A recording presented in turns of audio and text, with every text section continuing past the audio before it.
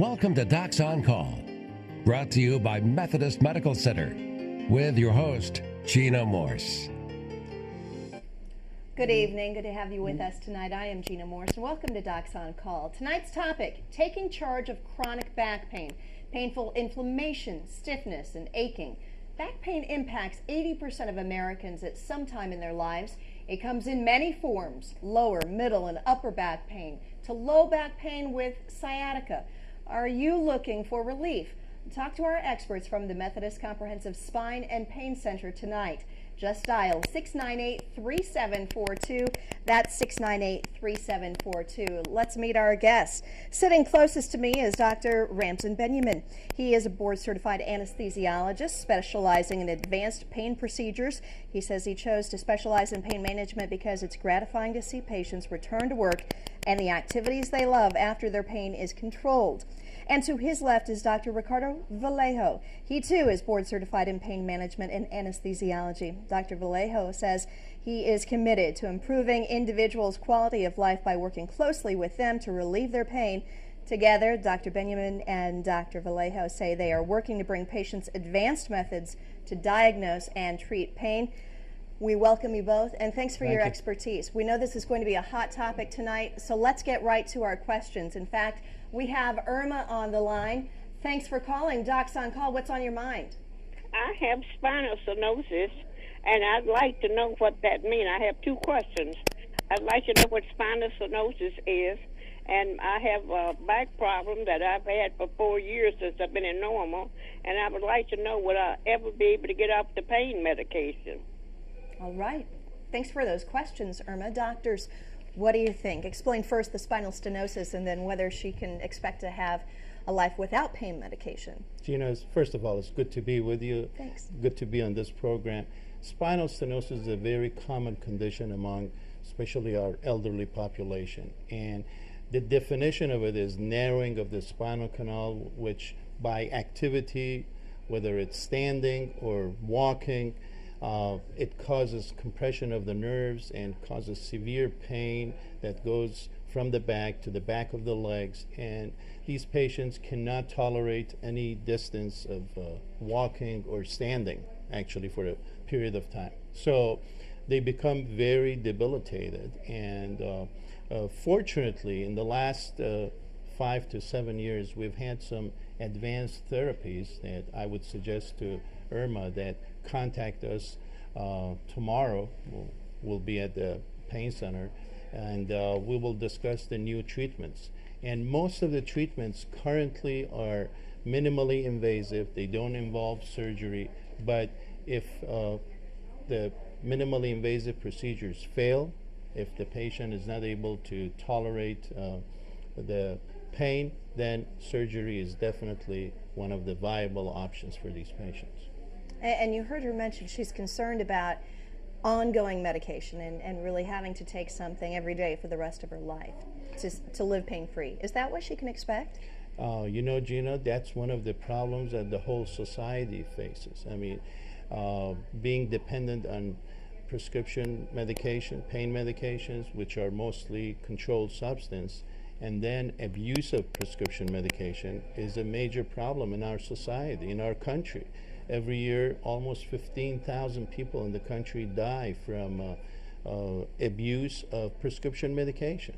So I share the same concerns with Irma, and I think it's very nice that she's trying to get off of these medications. But we have to offer alternatives to medications, and our hope is that at the pain center we do offer alternatives to being on pain medication.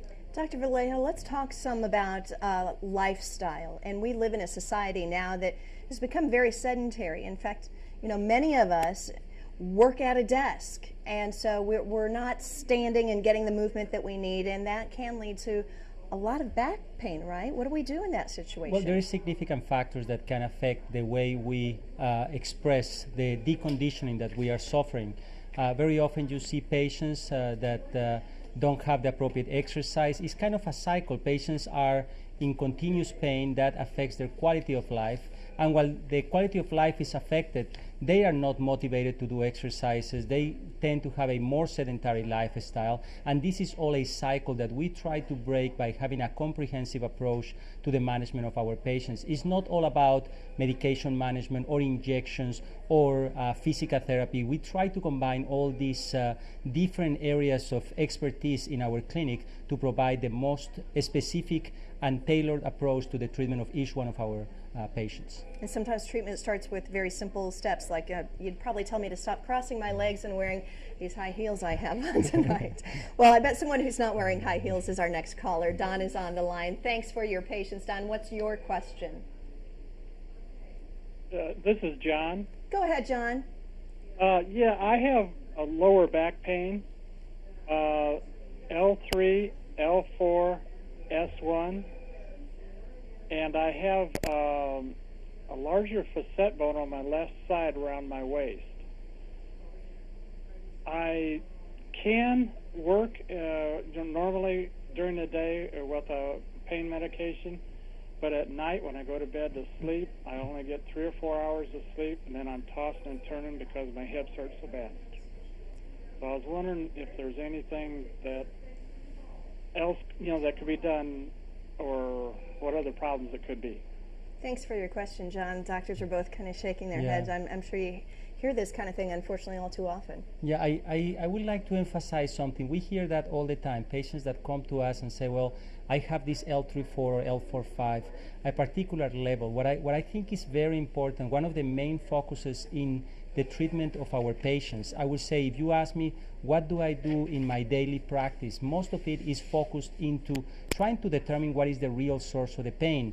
As this patient was just explaining, there is several issues in going on simultaneously in his back. So what we try to determine is what is exactly the source of the pain. Once we know what is going on, whether it's the facet joint, as he mentioned, or whether there is a spinal stenosis or fractures or any other condition that is affecting this patient, once he knows that, we can establish a particular treatment. So I think more than just getting focused into what the MRI shows, the most important thing is what the patient is experiencing. Where is he telling us that the pain is coming from? And sometimes we can determine the source of the pain by doing a very precise diagnostic injections where the patient is the one that is going to tell us that is what is alleviating my pain. And then we can specifically offer them a treatment option that will really improve their quality of life. Even if it's the cause is something that they can't really change. For example, what they do for work, whether they're walking on cement a lot, or can that injection perhaps offer them some long-term pain relief? Some of our injections definitely can help them to achieve some long-term pain relief. And we also, as I mentioned earlier, we work with the Methodist physical therapy program, where they sometimes have to create a specific occupational therapy for this patient so he can improve the way he perform his activities, his biomechanics, and all this is going to result in improving his quality of life. Very good. So my message to John is that, John, when you have a problem, the first step to solving the problem is to find the source of the problem. And that's what our focus is. First, find the source of the problem, and then try to address it. Very good. Let's hear what Kathy has to say now. Kathy, thanks for watching Docs on Call. What's your question? Yes, ma'am. I have terrible, terrible sciatic pain. And I've had the epidural several times. They only last a few weeks. The last neurologist I went to told me that I had one leg shorter than the other. And I've checked into the Laser Spine Institute in Florida, and everybody up here says that's a scam. I need to know the truth. Oh. Well, Kathy, let's get to the bottom of this. What do you think? Obviously, she's willing to travel far if necessary to find some relief. And what do you suggest? Gina, this is a common thing. When you get desperate, when you are suffering, especially when there's a nerve pain, and nerve pain could be really debilitating, and you become desperate and you'll do anything. You'll travel any distance. It's not up to us to judge whether it's a scam or not, but I will leave that up to Kathy to make that judgment. But as far as your sciatica, I wonder if somebody told you it was sacroiliac pain rather than sciatica. And that's a common problem, especially in the elderly and also those who have had previous back surgery. It's very common, and we have different treatments for it, which we can offer you. So contact us, Kathy. We'll be glad to do a consultation. Very good. Let's hear from Tom now. Tom, what's on your mind? Hello.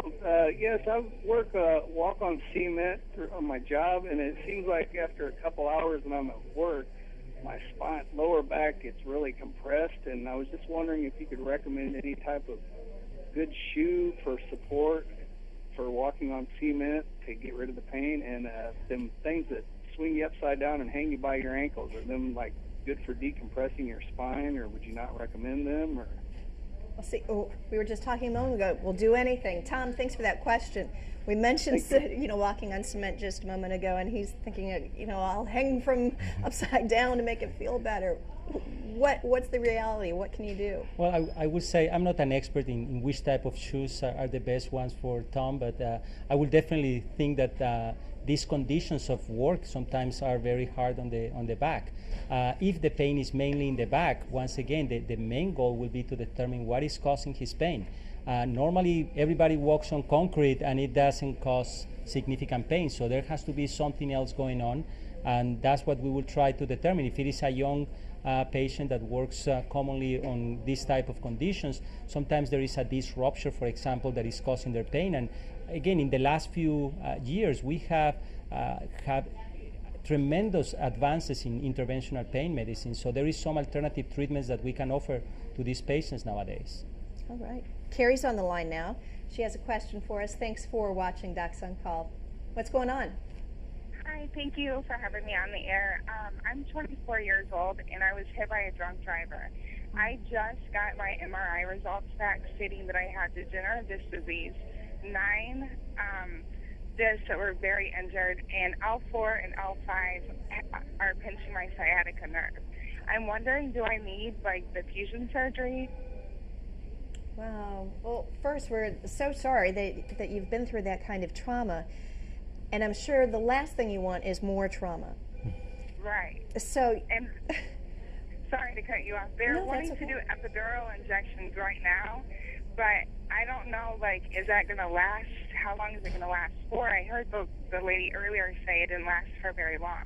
So, when can I get my quality of life back? Oh, good questions, Carrie. Gina, again, Carrie, the main question mark here is that where is the source of your pain?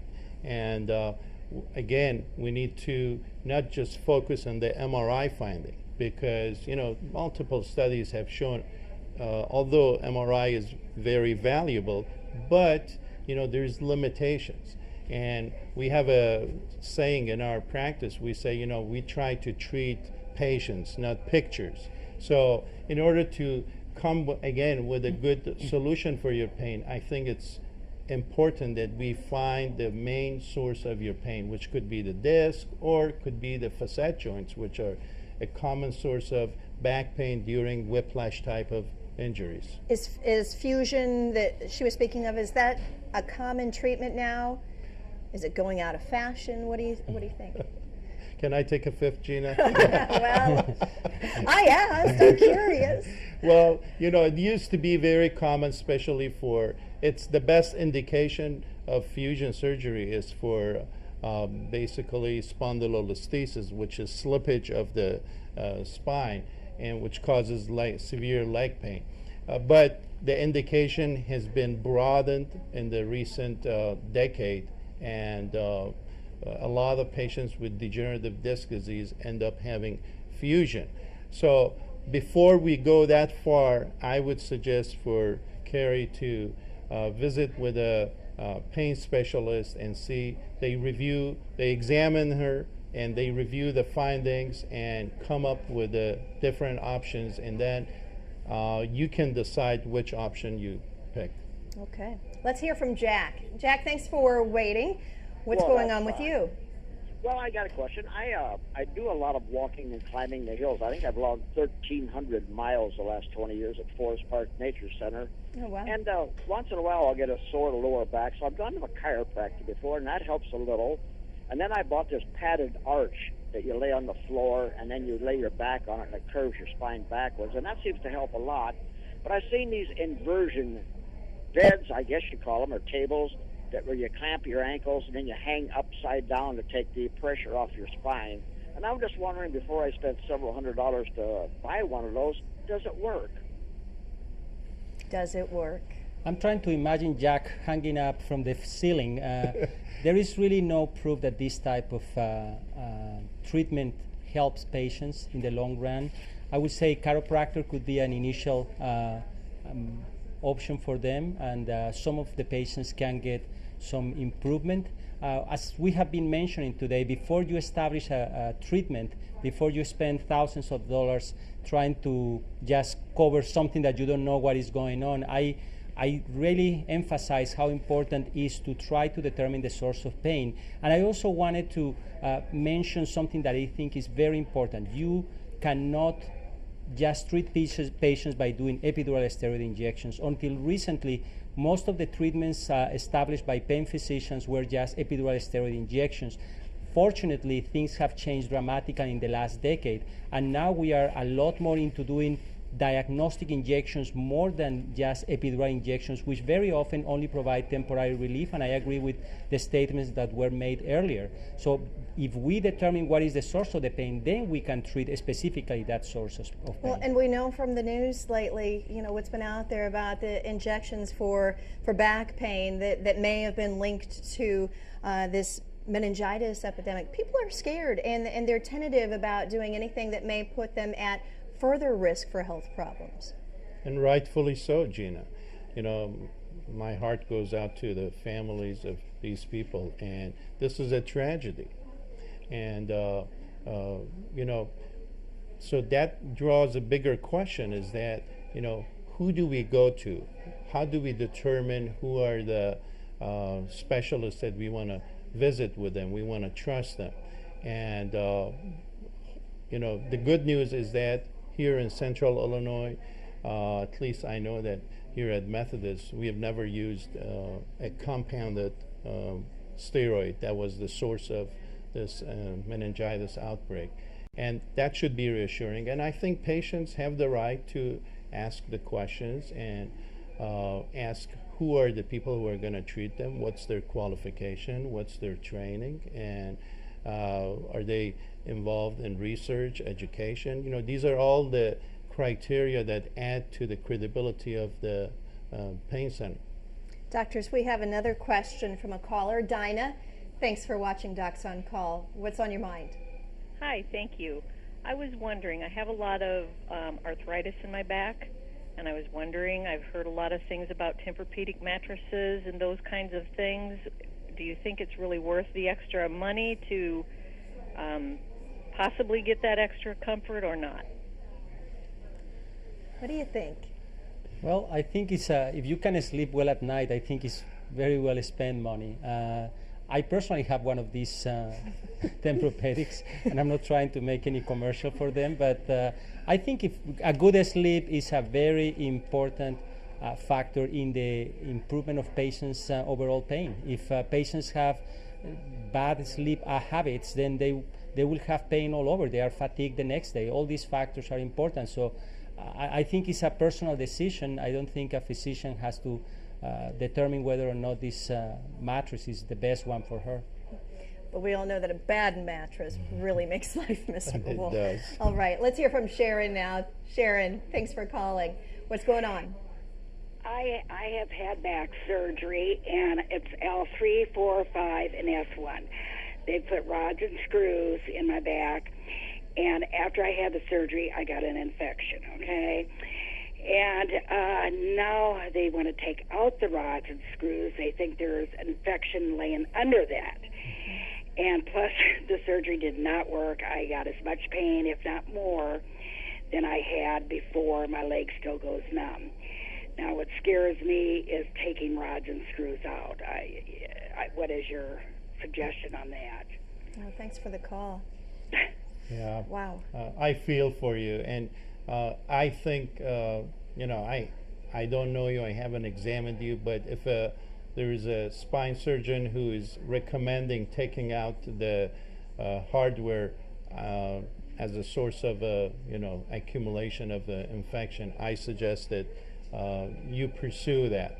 Now, as far as pain, Gina, sometimes you try your best to cure the source of the pain, but we know very well sometimes it's not possible. So, but that doesn't mean that you have to suffer.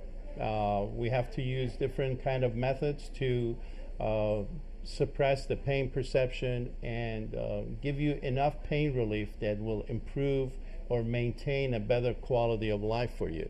And that is done either by electricity or pain medications that are dripped in your spine. These are very advanced implantable treatments that we offer to our patients as a last resort after every treatment has failed for them. So don't lose hope. There we go. That's the message we'll leave you with for now. Time for us to take a quick break. When we return, we're taking more of your questions on Docs on Call. We'll be right back. Welcome back. If you're plagued by sudden sharp pain in your back or just persistent aching, then our experts from Methodist Comprehensive Spine and Pain Center might have some advice for you. In fact, let's hear what's on Fred's mind and see if our doctors have some advice for him. Go ahead, Fred. Thanks for taking my call. Doctors, I recently had 3 injections to block some of my nerves that the nerves were causing some pain on my right side when I drove a car. The first 2 injections seemed to work when they froze the nerve. Then the final one, I guess they put some radio frequency in there to numb the nerves for about six months. However, the last one didn't work. Could you tell me how successful this procedure is and why the last shot didn't work? Thank you. Good questions. Well, there is several factors why sometimes radiofrequency doesn't work. It is well known that patients, as we get older, there is not just one simple condition that is causing our pain. I think that Fred had the appropriate treatment. It was diagnosed as the facet joints causing the pain. And then the standard treatment nowadays is to do the radiofrequency. Unfortunately, the size of the lesion that we create is sometimes not the best one. We have some new technology that can increase the size of the lesion, and by doing that, it can create a higher chances for success. In relative terms, it is expressed that about 75% of the patients after 2 diagnostic blocks that have been successful should experience relief for at least 6 months or so. And again, if something failed in the diagnostic process, maybe repeating the procedure will be an option. Okay. All right. Let's hear from Sarah now. She's on the line. Thanks for watching. What's going on with you, Sarah?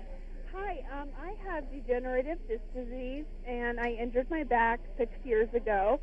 And I have gone through therapies, and I just wanted to know if I should try to go through chiropractic care or also try the injections. What would be a better option for me?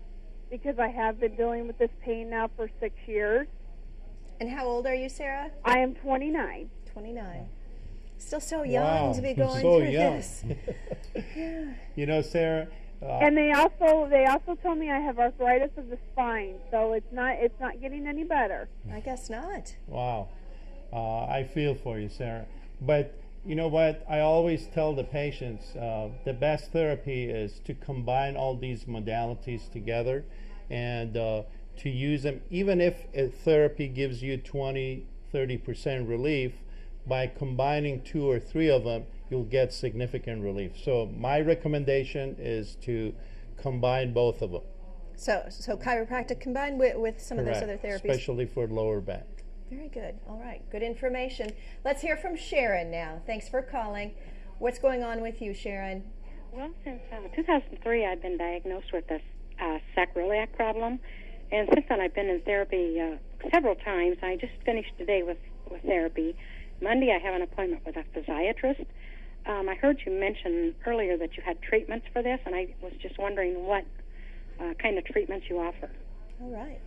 Well, the sacroiliac joint is a very interesting often overlooked source of low back pain.